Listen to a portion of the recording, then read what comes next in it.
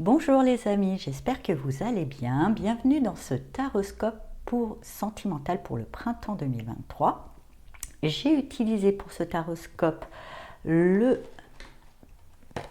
tarot de l'amour, forcément, on est dedans. Pour la carte oracle, j'ai pas pris l'améthyste cette fois-ci, j'ai choisi l'oracle chakra du cœur. Et pour la carte message, j'ai la pochette est vide, l'oracle de l'amour par Astro Bohème, qui j'espère, moi je trouve que c'est des messages très inspirants qui permettent de grandir dans la relation de manière saine. Je refais un petit topo sur comment se déroule le tirage pour ceux qui arrivent. C'est pas comme les taroscopes mensuels. En fait, comme c'est par saison, il y a les trois périodes, premier mois, deuxième mois, troisième mois. Dans cette première colonne, c'est vous.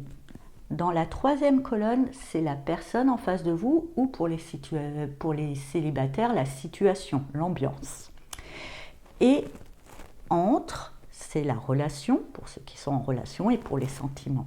Pour les célibataires, c'est les opportunités, le terrain. Voilà, vous, en face, qu'est-ce que ça peut ouvrir comme perspective. Bien sûr, comme d'habitude, ce taroscope ne parlera pas à tout le monde, prenez que ce qui résonne en vous. Vous pouvez consulter le taroscope de votre signe solaire, forcément, lunaire et ascendant pour plus d'informations, et comme on est dans le sentimental, vous pouvez aussi consulter le taroscope du signe dans lequel se trouve Vénus dans votre thème astral. Restez libre aussi, si vous trouvez que finalement vous vous reconnaissez plus dans cette colonne que dans celle-ci, c'est bien, vous pouvez changer, il n'y a pas vraiment de règles. Et bien sûr, comme cette intro sera repris dans chaque taroscope, et si vous consultez les 4 taroscopes, vous n'avez peut-être pas envie de l'écouter à chaque fois, sous cette vidéo, en barre d'infos, vous aurez un timer qui vous permettra de pincer l'intro. Voilà, donc je vous dis à tout de suite pour les taroscopes. Bonjour chers amis Cancer, bienvenue dans votre taroscope sentimental du printemps 2023. Donc on va voir là la première période, rencontre par un moyen de télécommunication. Alors, pour certains célibataires, vous aurez peut-être la possibilité de vous rencontrer l'âme sœur par les réseaux sociaux, par un site de rencontre. En tous les cas, ça sera plus virtuel. Pour ceux qui sont en couple, je n'ai pas une notion que vous rencontrez quelqu'un d'autre. Enfin, peut-être certains vont aller un peu voir si l'herbe n'est pas plus verte ailleurs. Et vous savez, sur les réseaux, sur les sociaux... Enfin, c'est toujours vert, c'est toujours merveilleux. Restez prudents. Ça, c'est une parenthèse, c'est très rare, c'est quelques petits cancers. Ce que je ressens surtout, vous savez, la communication est compliquée pour vous et qu'en fait, l'autre, votre autre en tous les cas, vous aurez plus de facilité à lui parler, à le rencontrer, mais par message, plus que physiquement de bugne à bugne. Voilà.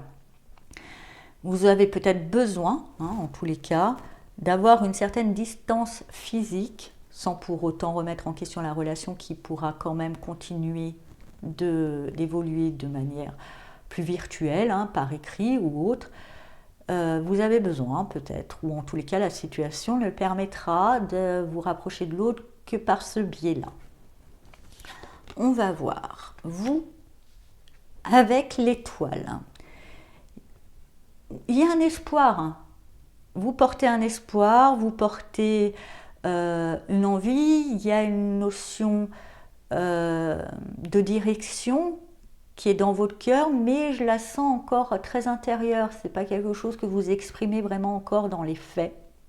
Il y a une inspiration, il y a un chemin qui est dans votre tête, dans votre cœur, qui est évident. On vous dit allez-y, allez-y, il faut quand même oser suivre. Il y a un petit côté là-dedans. Donc peut-être au départ, vous allez d'abord plutôt le suivre de manière plus virtuelle avant de le faire de vraiment concret. En face de vous, il y a quelqu'un qui a envie de sauter le pas, qui a envie de dire oui, ok, super, nickel, on y va. Mais je ne vous sens pas trop prêt encore. Voilà, donc, vous voyez, qui vous tend la main, qui vous dit, allez, viens, on y va. Mais je vous sens pas trop près, donc vous allez y aller d'abord un petit peu de manière virtuelle. Voilà, pourquoi pas? Ça peut être un démarrage, il ne faut pas que ça reste comme ça non plus. Pour les célibataires, il y a une envie, il y a une direction, il y a un souhait. Le monde vous tend les bras, mais vous avez du mal à aller dans ce monde. Donc pourquoi pas commencer par un monde plus virtuel, comme je vous dis, restez prudent, vous savez. Moi, si je veux, sur Internet, je suis blonde au gros sein avec un QI de 220 et reine du pétrole. Hein, voilà. Donc, ce qui n'est pas le cas. Donc restez prudent quand même, hein. On peut tout être et n'importe quoi. Et puis aussi, il y a quelques escrocs qui aiment bien profiter d'un certain... Si on n'est pas dans le besoin, dans l'attente excessive, on ne peut pas se faire avoir. Mais si on est dans cette forme d'attente, c'est la porte ouverte pour que certains escrocs viennent se gratter. Je ne vais pas les juger. Même au contraire, je leur dis merci parce qu'ils mettent en lumière. Il n'y a que ceux qui sont dans le besoin qui sont à voir. Ceux qui n'ont pas besoin, ils ne sont pas aveuglés par ce besoin, ne sont pas à voir. Donc si, entre guillemets, sans jugement, par bienveillance, vous faites avoir par un brouteur, brouteuse, c'est qu'il y a quelque chose qui n'est pas juste en vous, qui est trop dans la dépendance effective, dans le besoin de reconnaissance, de s'aimer à travers l'autre, qui serait bon de nettoyer. Ça aussi, on me dit de vous le dire, donc je vous le dis. Ça parlera à certains, peut-être pas à tout le monde. Bref, on revient. Donc là, vous, votre envie, l'autre qui vous tend la main, mais vous avez du mal à allier, et on me dit, bah ouais, il y a un job à faire. Il y a un job à travailler sur vos blocages. Il y a un job, il y a peut-être, pour certains, un travail à faire peut-être avec un conseiller, puisqu'il y a peut-être une distance, pour essayer de trouver une bonne conciliation entre cette personne qui veut y aller, vous qui avez envie mais qui n'êtes pas prête, vous voyez, trouver un petit peu le bon, arriver à trouver le bon, j'aime pas ce mot compromis, mais on va dire la bonne mesure qui convient à tout le monde. Voilà, c'est mieux. Compromis, je trouve ça trop sacrificiel, j'aime pas bien. Donc, après c'est personnel, hein. Si vous, ça vous gêne pas, dites compromis. Mais en tous les cas, on parle qu'il y a un travail à faire sur soi, qu'il y a un travail à faire avec l'autre. Ça ne se fera pas tout seul, il faut bosser. Il faut bosser, peut-être que justement, vous pouvez bosser aussi sur la communication aussi. Parce que là, il y a ce mot communication qui sort. Savoir exprimer, savoir vous exprimer. Des fois, vous avez du mal à mettre des mots sur de vos ressentis, travailler là-dessus. Et ça, afin d'être plus clair pour l'autre aussi. Pour les célibataires, comme je vous disais, il y a le monde qui vous tend la main et ça sera peut-être dans le fait du travail ou du moins, comme je vous disais, il y avait des choses qui pouvaient se passer sur les sites internet ou autres qui va pouvoir être un premier travail qui va peut-être des fois vous casserez la figure, mais c'est pas grave. C'est un enseignement, il faut faire le job, comprendre.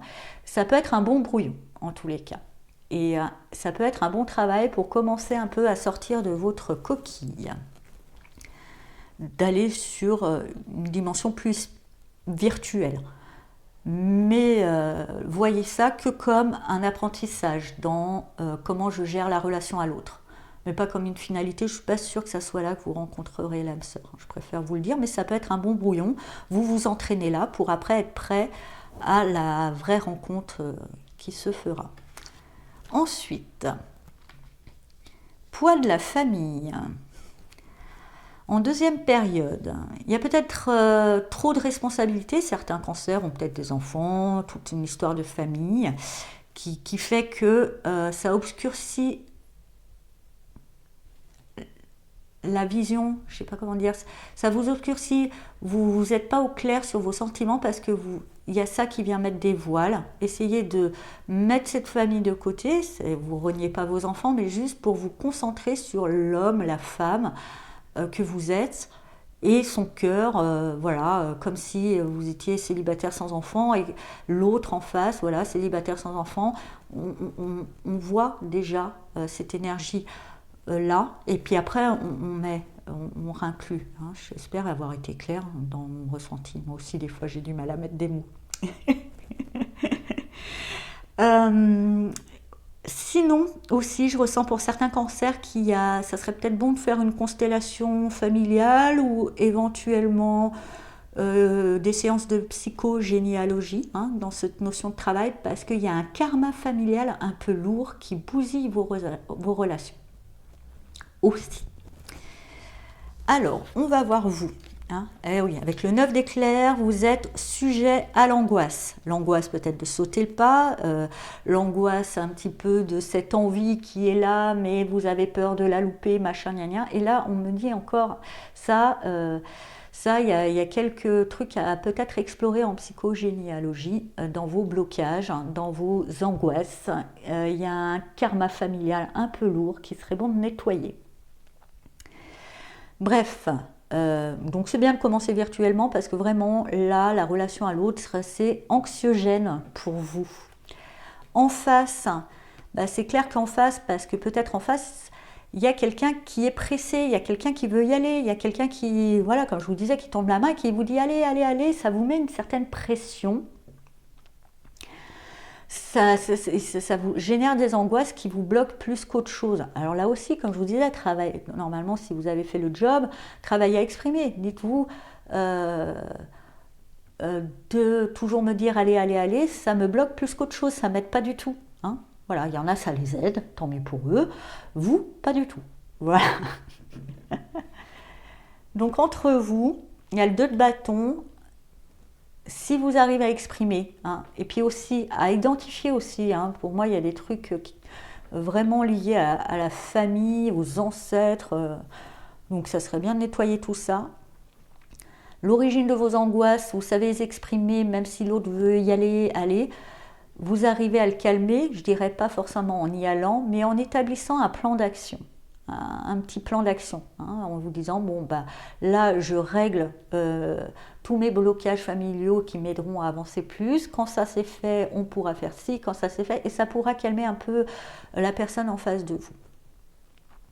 Pour les célibataires, bah, dans le côté peut-être virtuel, vous avez bien vu que la relation à l'autre, c'est très anxiogène pour vous, c'est compliqué, il y a peut-être des choses liées à un passé familial un peu lourd, vous êtes peut-être inquiet si vous avez des enfants célibataires de vous dire l'autre, gna gna. N'oubliez pas que vos enfants seront adultes un jour, voyez ce que vous leur souhaitez, de rester célibataire ou de vivre comme une bonne sœur ou un moine, peut-être pas, donc si vous voulez qu'ils soient épanouis, qu'ils rencontrent l'amour, qu'ils y aillent, bah, donnez-leur l'exemple. Enfin, il y a un truc à travailler sur la notion de famille, parce que vous sentez qu'en face de vous, il y a de la sollicitation, il y a des portes qui s'ouvrent, mais ça vous angoisse plus qu'autre chose. Donc établissez un plan d'action, déjà par lucidité, en vous disant je ne suis pas en état de franchir, je ne suis pas en état, et il faut que je soigne, je guérisse toutes ces angoisses, toutes ces peurs qui sont peut-être liées à un karma familial. Et après, je pourrais ouvrir ma porte. Analysez et établissez-vous un plan d'action parce que pour certains cancers qui ont des enfants qui s'inquiètent de comment ils vont gérer la vie amoureuse des enfants, voilà, si papa, maman refait sa vie, comment ils vont gérer. Oh, mais bah, ils vont l'accueillir, ils le géreront comme vous le gérez en fait. Tout simplement. Si vous le vivez bien, ils le vivront bien. Si vous le vivez mal, ils le vivront mal. Voilà, c'est pas plus compliqué que ça. Ensuite, en troisième période, vie en commun. Bon, bah, si vous faites le job que vous avez fait, tout ça, on arrive à quelque chose de plus concret. On arrive à une réelle envie, on arrive à quelque chose de plus stable. On va voir, bah oui, vous sortez, je dirais, de vos angoisses, prêts à y aller. Vous êtes encore comme un bébé qui commence à marcher. Hein. C'est un peu boitillant, mais c'est en s'entraînant et en faisant qu'on se perfectionne. Les angoisses, elles sont passées, elles sont maîtrisées, du moins elles sont normalement, je vous dis, hein, si vous avez fait le job, hein, elles sont soignées. Et là, vous pouvez aller vers quelque chose de plus concret. En face de vous, avec le roi d'éclairs, eh ben, je dirais quelqu'un qui est assez intelligent, qui se rend compte, qui réalise, qui va pouvoir gérer la sphère pardon, plus administrative de la question. C'est quelqu'un qui va pouvoir, je dirais, vous driver dans le côté ok, bah ok, allez, on y va, on s'engage ensemble. Bon, bah il va falloir faire ci, ça, dans le côté moins fun du truc, mais il faut quand même le gérer, ça. Hein, vous voyez, si c'est vraiment prendre un logement en commun, il faut faire des papiers, il y a tout un schmurt. Là, c'est quelqu'un qui maîtrise, donc c'est bien. Parce que vous êtes encore un petit peu petit scarabée, hein, du coup. Donc c'est bien. Pour moi, là, je trouve qu'il y a une bonne complémentarité. Pour les célibataires, je dirais que vous avez envie vraiment d'une relation. Voilà, c'est pas un plan cul que vous cherchez, en gros. Hein. Et qu'en face de vous, vous allez trouver quelqu'un prêt, quelqu'un de très intelligent, une certaine forme d'autorité, mais qui vous gêne pas parce que des fois, vous aimez bien être drivé, donc puis c'est pas, je sens pas quelqu'un autoritaire trop violent, qui va peut-être vous inspirer. On va voir justement entre vous ce que ça donne. Bah, le 10 de denier, oui, ça donne la solidité, ça donne la réussite, ça donne une belle vie vraiment concrète en commune, ça donne la réalisation. Donc oui, voilà. Pour les personnes en couple, je dirais là, nickel. Vous finissez super bien. Mais il va falloir faire le job. Je vous le répète, on me le dit là, tellement fort. Ça, c'est une projection si le job est fait. Si le job n'est pas fait, vous restez dans votre marasme. Là. D'accord. Là. Et dans le job, il y a vraiment un truc à travailler sur les blocages karmiques. Et ceux-là, ils seront mis en lumière grâce à je dirais à la relation d'une manière plus virtuelle parce que c'est trop compliqué, vraiment concret pour vous, pour les célibataires, je m'entends. Voilà. On va voir le message de l'oracle de l'amour d'Astro-Bohème pour vous. Écoute cette émotion. Elle est messagère d'amour et d'évolution. Voilà, je vous laisse méditer là-dessus. J'ai une petite idée, mais je trouve que c'est mieux que c'est vous qui trouvez le truc. C'est un peu ce qu'on a dit au départ. Je vous souhaite un très beau printemps. J'espère que ce taroscope vous a parlé. Et je vous dis à bientôt. Au revoir.